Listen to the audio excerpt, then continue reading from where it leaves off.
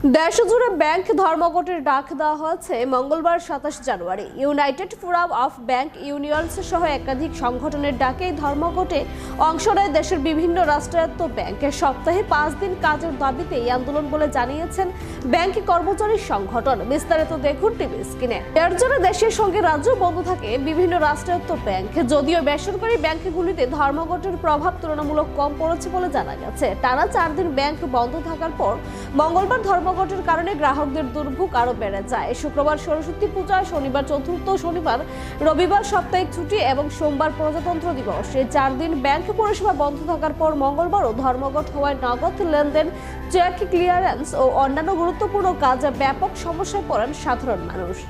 মূলত আমাদের 5 days banking শিল্পে 5 ডেজ উইক ইমপ্লিমেন্টেশন করার জন্য আজকে সারা ভারতবর্ষে ব্যাংক শিল্পে ধর্মঘট চলছে।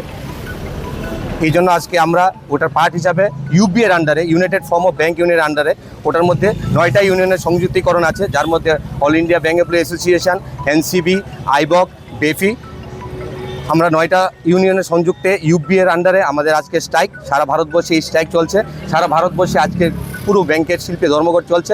ব্যাংক পরিষেবা স্বাভাবিক না হওয়া পর্যন্ত গ্রাহকদের ভোগান্তি চলবে বলে আশঙ্কা করা হচ্ছে।